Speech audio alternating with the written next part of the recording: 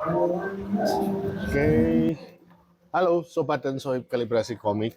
Saya Santoso, hari ini ditemanin oleh Mas Kriswanto Y. Ini saya kenal beliau udah hampir 5 tahun yang lalu, mungkin ketika masih di Bandung. Kenalnya juga lewat medsos, waktu itu beliau punya karakter yang namanya Ranggi. Ranggi, ya, IP karakter ya. Ya, Beliau ini termasuk salah satu ilustrator muda yang saya sangat kagumi dengan style art gambarnya. Dan terus berkembang sampai sekarang ketika ketemu kemarin di Komik Para juga ngeliat gambarnya berkembang tapi tetap punya landasan style gambarnya yang lama. ya. Nah itu kita mau tanya gimana sih cara beliau ini mengeksplor untuk punya style sendiri. Oke, Gimana Mas Chris? oke. Ya, paling kalau ngomongin style sendiri, apalagi style yang spesifik yang pengalaman saya saja. Hmm. Saya cerita ini aja kali ya. Awalnya saya suka gambar tuh dari mana dulu. Hmm. Jadi ada pengaruh influence Iya, juga. ada pengaruh influence-nya dari situ Hmm. ceritanya. Waktu saya SMP itu, saya suka Naruto. Hmm. Tapi saya suka Naruto itu suka yang manga. Kan ada ya yang Naruto yang Anime. anime. Ya. Kalau manganya itu sudah ada warnanya, entah kenapa saya nggak suka. Hmm. Ya, kan ada yang dikasih pakai kopik gitu kan. Iya iya. Nah, di situ saya suka berarti mulai tuh suka di Naruto, saya niru ceritanya. Dan belakangan saya tahu kalau Naruto itu semakin chapternya banyak, Hmm. yang gambar kan ternyata bukan Masashi. Iya iya. Meskipun gambarnya sama, Hmm. rasanya kok beda. Rasanya kok beda. Kok beda sama chapter-chapter awalnya Naruto itu Hmm. gitu. Bentuknya mirip, tapi Bentuknya rasanya mirip. beda. Iya. Kalau ketika dilihat Naruto itu yang chapter awal tuh rigid dia. Kaku-kaku Hmm. garisnya. Hmm. Eh apa ya? Patah. Patah-patah betul, Ah. ceritanya patah-patah. Makin ke Shippuden itu dia kan lebih Smooth. smooth soft gitu kan. Ya kalau Ini kita kita bicara outline loh iya teman-teman. Ya, ya, ya, ini ya. kita ngomongin line art Ini ya line art ya. gitu, line artnya gitu. Hmm. Kenapa kok satu IP yang sama, meskipun digambar dua gambar itu bentuknya sama, tapi rasanya beda gitu. Nah, Hmm. di situ saya baru oh saya berarti suka gambarnya Masashi Kishimoto yang asli. Hmm. Yang dia gambarnya rigid, patah-patah. Dan itu kan manga ya, maksudnya Hmm. masih manga. Ketika masuk Shippuden saya nggak terlalu suka. Oke, berarti saya nirunya yang benar-benar spesifik saya tiru tuh yang manga-manganya Yang Naruto yang awal-awal. berarti yang memang goresan aslinya Masashi Yes, Kishimoto. betul gitu. Bahkan sampai kalau yang spesifik artwork Naruto itu kan juga Masashi sendiri kan yang Iya. bikin gitu. Dari segi shape dagu segala macam itu beda aja rasanya. Bedanya di mana? Waktu itu saya nggak bisa jelasin karena ya Cuma pokoknya bisa merasa, wah betul, beda oh tapi beda. kok di mana ya gitu ya. Iya, gimana ya gitu. Nah, dari situ perjalanan saya berhenti gambar Naruto dulu. Hmm. Masuk ke industri animasi. Ya, di industri animasi itu ternyata saya nemuin hal-hal yang lumayan lumayan membantu buat saya explore gambar lagi. Hmm. Contohnya kalau di animasi itu kan proyekannya itu satu, tapi yang gambar hampir ratusan orang. Hmm. Dan itu dipaksa harus sama stylenya. Hmm. Masih ada benang merahnya bahwa kalau yang namanya industri gambar itu dipaksa harus sama sama kreator aslinya. Iya. Nah di situ saya terpaksa harus gambar hal-hal lain selain gambar Masashi yang saya suka ya Iya. gambarnya kartuni, gambarnya Eropa, gambarnya rata-rata kalau animasi di Indonesia masih kartun ya. Hmm. Line artnya pun harus ganti. Hmm.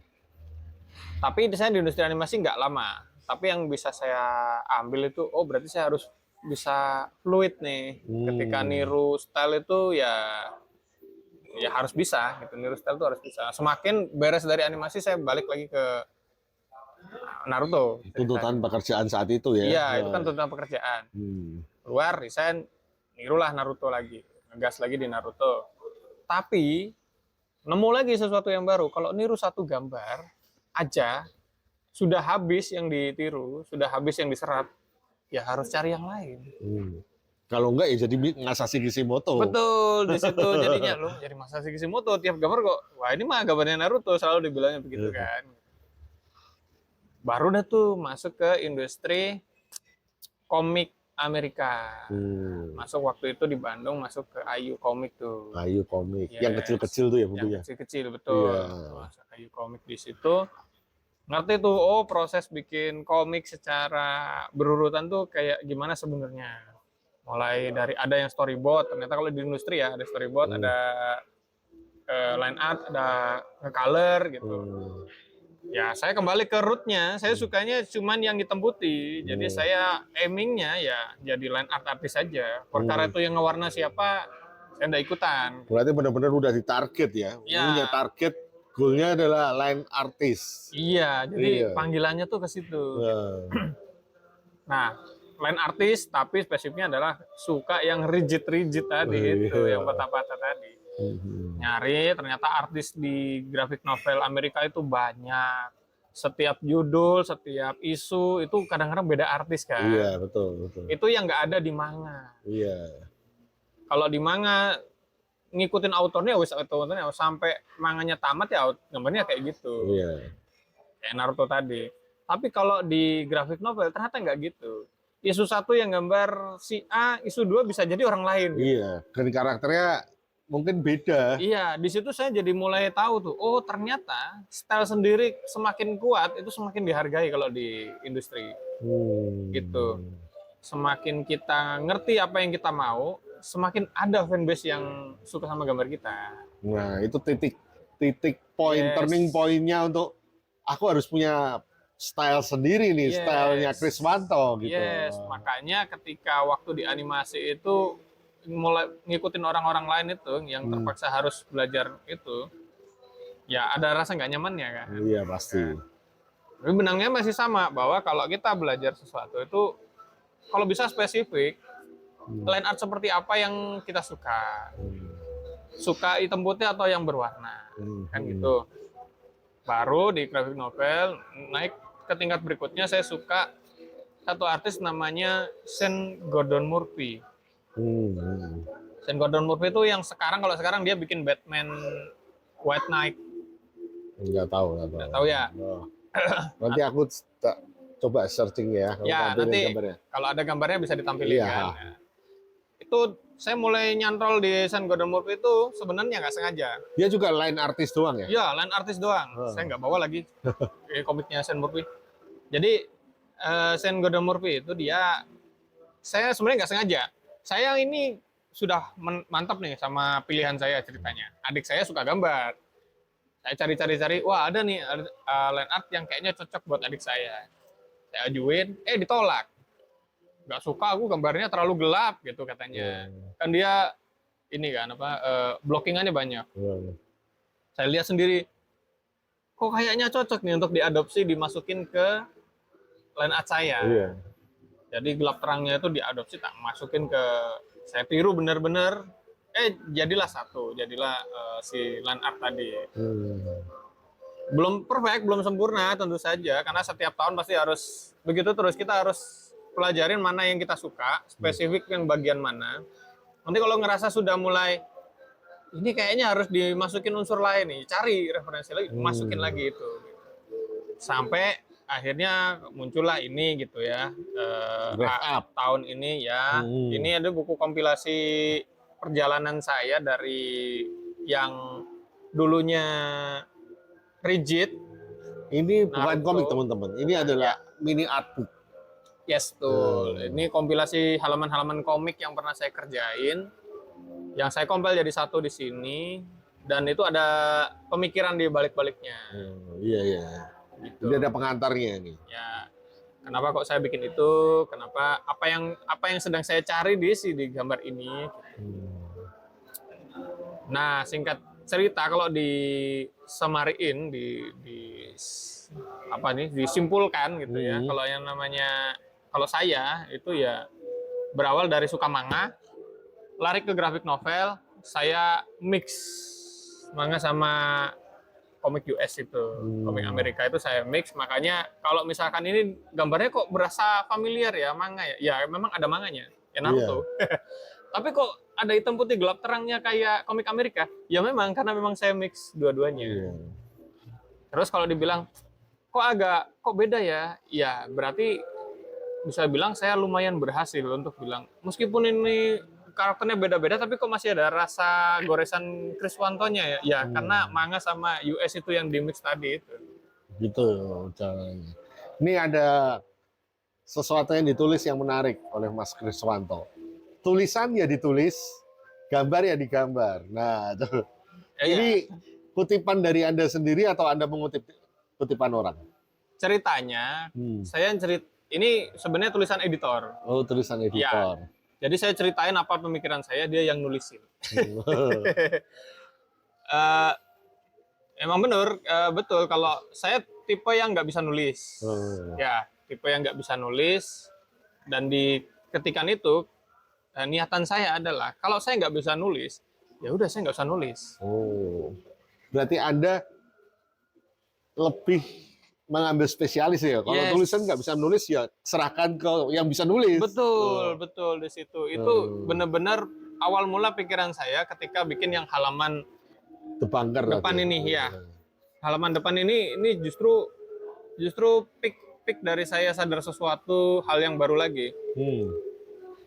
Di sini saya mulai dari sini. Kan saya biasa gambar tuh superhero. Kaku-kaku, otot-otot. Sedangkan di halaman ini saya gambarnya cewek, gemulai, feminim. Kok bisa? Ya dari itu tadi, ketika sudah mulai nemuin pick bahwa ini nih nggak works nih, harus coba hal yang baru.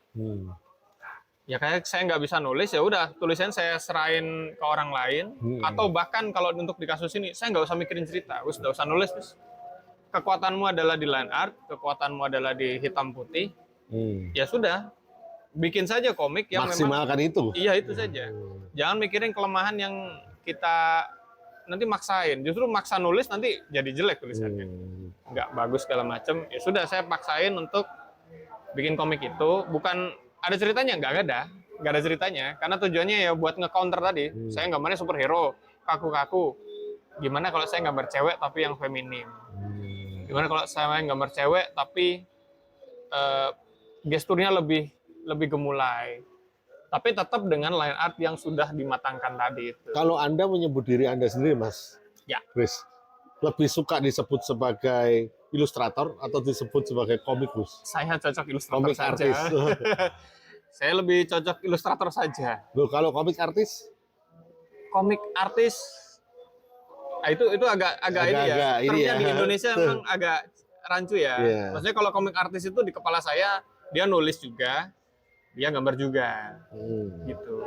Tapi ada juga yang punya termnya komik artis, berarti dia ngerjain skrip dan dia cuma artis komiknya aja. Artisnya aja. Ya. Nah itu juga harus dipisah sih sebenarnya. Saya sendiri agak rancu ya. Tapi kalau misalkan paling aman, sebutnya saya ilustrator saja. Karena paling sering itu cerita dari klien, dari orang lain yang nulis, collab, apa segala macam. Ya udah saya yang gambar saja.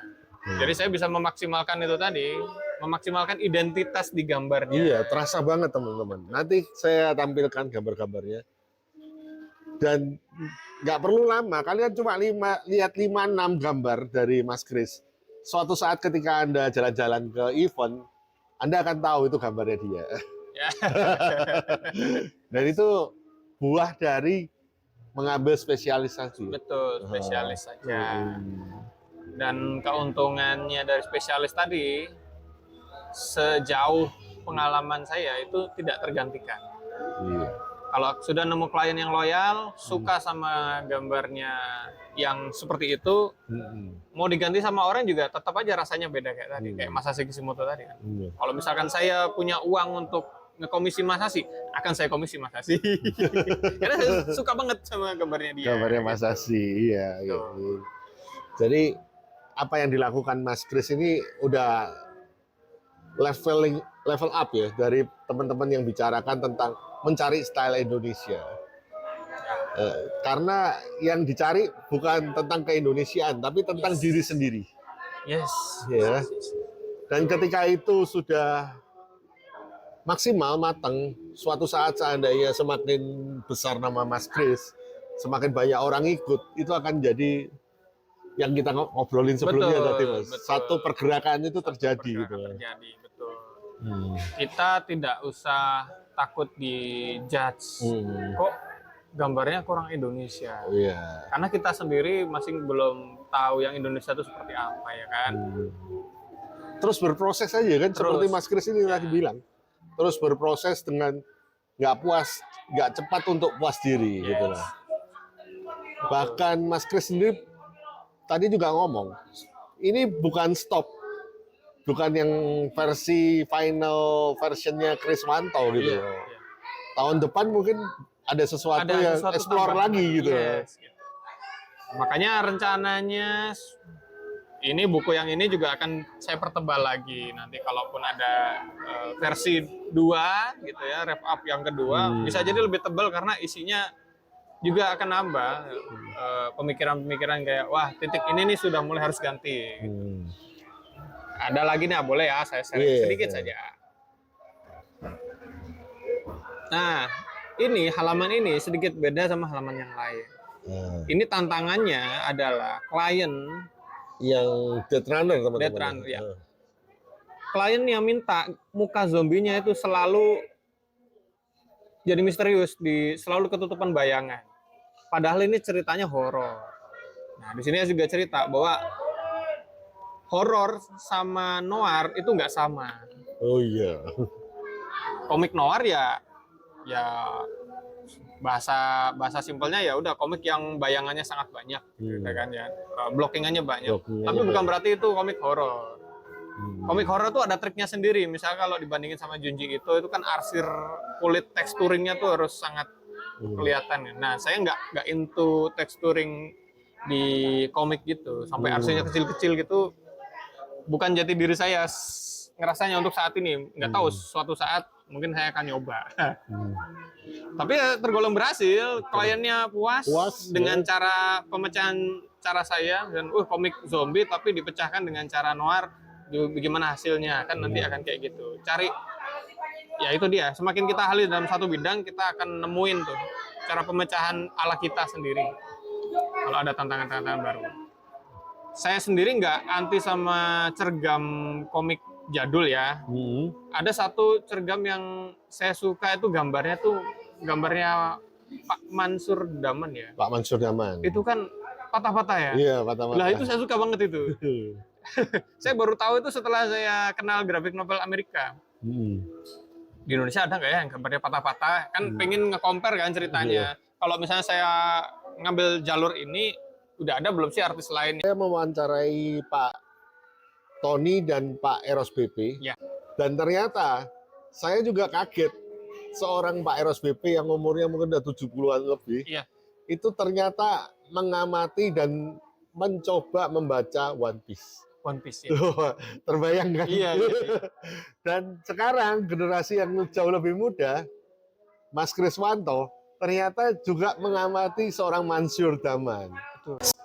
Paling ya ini artisnya atau kitanya itu harus mulai mencarinya tuh ya nggak cuma di hal yang kita suka aja. Saya suka manga, saya carinya di manga aja. Iya, itu yang harus. Kalau memang merasa masih banyak di manga yang harus digali, ya silahkan, nggak apa-apa digali. Bukan berarti harus nyebar kemana-mana. Kalau masih seneng di situ, fokus di situ, nggak apa-apa. Intinya kan spesialis tadi. Iya. Tapi kalau saya, pengalaman saya sudah mentok di satu Naruto, dan Naruto itu apanya yang saya suka. Setelah itu saya puas, saya akan cari di bagian mana nih, komik mana, artis mana, bagian mana yang saya suka. Dan ketika manga Jepang sudah, Amerika sudah, Indonesia ada nggak ya? Nah gitu kan, berarti kan pola pikirnya. Iya. Ya saya carilah di Indonesia. Oh ada Pak Mansur Daman. Pak Mansur Daman itu gaya gambarnya patah-patah, tapi dia nggak pakai blocking. Kalau dia pakai blocking, dia blockingnya abu-abu yang pakai tinta gitu kan. Dia kan dihitaminnya kan setelah digital itu kan. Levelnya dinaikin kan, jadi hitam kan ininya. Waktu gambar apa saya beli kok. Apa sih sempat gambar? Adalah komik kemarin itu. Justru saya sukanya stylenya Pak Mansur Daman itu ketika dia masih abu-abu. Saya jadi pengen nyoba, wah. Coba misalkan gambar saya hitam-hitam ini saya blocking abu-abu tuh kayak gimana. Nah itu Kita harus coba cari tuh kekuatannya artis-artis yang kita suka tuh dia kuatnya di mana, yang kita suka tuh yang mana. Spesifik nggak apa-apa. Iya, memang harus spesifik kan. Gitu. Iya. Luar biasanya itu semua berawal dari kata apa coba teman-teman? Berawal dari aku sukanya di mana? Yes. Iya. Sukanya di mana? Sukanya di mana dan itu benar-benar pertama mungkin belum berasa. Belum bisa mengidentifikasi sukanya itu. Yes. Suka tapi nggak tahu di titik mana. Di mana? Titik mana, nah itu. Akhirnya mulai terus digali kan. Digali. Gambarnya dilihat, Yes. goresnya, outline-nya, logging-nya. Ya. Betul. Nah, sampai akhirnya ketemu komposisi juga Betul. mungkin. Ya. Begitu. Terus buat untuk teman-teman tadi yang nonton nih, ada pesan nggak Mas untuk yang masih explore style? Selain spesifik, terus melupakan kelemahannya tadi, kalau Iya. nggak salah. Ya. Lebih fokus lebih di fokus ke meningkatkan kelebihan. Betul. Kalau untuk teman-teman yang masih explore, karena saya sendiri juga masih explore, jadi kita sama-sama explore tuh. Oh, tadi ada yang ketiga nih. Oh ya. Yang ketiga itu adalah tentang, yaitu kalau memang nggak bisa nulis ya nggak usah Iya. dipaksa Nggak nulis. Nggak usah nulis. Boleh belajar nulis. Saya sendiri kalau katakanlah suruh nulis itu ya, itu udah bisa. Tapi saya sering-sering nonton itu film teori gitu-gitu. Film teori. Jadi orang yang di YouTube tuh ada. Jadi ada film keluar nih minggu ini. Terus habis itu selesai filmnya, kenapa ratingnya rendah, kenapa ratingnya tinggi. Oh, iya. Kan di breakdown tuh. Di breakdown. Kenapa kok ada film jelek, kenapa kok ada film bagus? Karena dia ambil part yang begini. Jadi karena dia punya knowledge, jadi dia bisa nge-breakdown mana yang salahnya, mana yang enggaknya. Dan itu saya belajar dari situ. Oh, penulisan yang bagus tuh seperti ini, penulisan yang jelek seperti itu. Tapi kalau disuruh nulis bisa nggak? Belum tentu juga, tapi paham. Oh, ini kalau baca nih, ini bagus nih. Kan gitu ya. Boleh, tapi itu buat saya itu prioritas yang kesekian. Nulis itu prioritas kesekian. Yang paling penting tahu mau kalian sendiri itu apa. Iya. Maunya kalian sendiri apa. Terus sudah tahu sukanya di mana, ya itu terus yang digali. Yes. Boleh punya keinginan nulis, hobi dan segala macam untuk nulis. Tapi kalau buat saya memang itu prioritas yang kalau waktu senggang saja. Dia belajarnya pelan-pelan untuk yang memang bukan fokus. Kan lagi ya, semakin kita tua, tuntutan tanggung jawab ke keluarga, tanggung jawab ke orang tua. Nah, bicara tentang itu, Mas. Ya, boleh. Berarti ilustrasi ini apakah untuk Mas Kriswanto adalah suatu bidang yang punya peluang untuk terus sebagai pekerjaan utama? Apalagi dengan tuntutannya semakin dewasa kan semakin banyak. Yang menariknya tuh kemarin saya sempat jadi juri di Kota Batu ya, juri ilustrasi di Kota Batu. Jurinya itu ada 3 dalam satu kelas, dalam satu ruangan ada 3. Yang 2 itu orang dinas, yang which is orang dinas pasti kerja tetap. Iya. Yang 1 praktisinya saya. Iya. Dan dua orang ini juga umurnya sudah sekitar 50-60 tahun. Berarti sudah mohon maaf sudah tua berarti ya. Mereka aja masih mau nanya kayak, Mas, semen asalnya dari mana? Dari apa sih? Dari dinas mana gitu? Bukan, saya jadi praktisi. Nah, kalau dari praktisi, semen kerjanya apa? Freelancer gitu. Iya. Kemudian muncul pertanyaan yang bagus dari mereka, Mas, freelancer tuh ininya apa sih? Apa bahasanya ya? Prospeknya. Oh, prospeknya. Prospeknya ke depan freelancer itu bagus nggak? Saya jawab, buat saya freelancer itu tergantung orangnya juga. Karena saya pernah kerja jadi di industri yang saya cerita tadi, di animasi, kerja di industri ilustrasi, saya nggak betah. Tekanannya kan tinggi ya, gitu ya. Tapi ada juga teman saya yang kerja di industri itu sampai 10 tahun pun dia betah. Kenapa? Karena freelancer itu butuh yang namanya explore tadi, baliknya ke situ. Kalau kita sering explore, kita sering belajar hal-hal yang di luar ilustrasi biasanya, kayak cuman gambarnya doang. Kita juga harus belajar marketingnya, belajar cari lahannya. Ada yang Fiverr, ada yang DeviantArt, ada yang ini. Kalau ditarik lagi pertanyaannya, buat saya, prospek freelancer itu bisa sampai tua. Selama terus aktif nyari. Saya punya panutan, katakanlah. Orangnya, wah udah senior banget. Admira Wijaya. Iya. Ini masuk lah ya. Berat banget.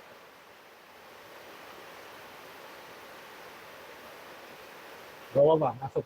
Masuk. Hujan. Hujan deras. Saya tanya Admira Wijaya juga sama. Sampean pernah kerja studio nggak? Nggak pernah. Bikin studio pernah? Ya. Iya. Sama freelance mulai dari umur berapa? Dari muda sampai sekarang tua pun freelance terus. Dan nggak turun-turun. Karena dia punya spesialis tadi. Muternya pasti di situ. Ketika punya spesialis, mau belajar terus, nyari lahannya nggak cuma di situ aja, dia akan bisa menunjang kita sampai tua. Begitu. Dan saya akan freelance terus kayaknya. Iya. Situasinya tidak memungkinkan untuk lebih panjang, tapi yang diungkapkan itu tadi udah intisarinya sih Iya. sebenarnya. Udah intisarinya, dan semoga kalian Sobat dan Sohib Kalibrasi Komik bisa mengambil sesuatu yang baik. Ya. Dan yang Amin. mungkin kurang baik, silahkan dieksplor lagi. Ya, disaring sendiri. Sharing, difilter sendiri. Di filter. Oke, thank you, terima kasih. Terima kasih, Pak.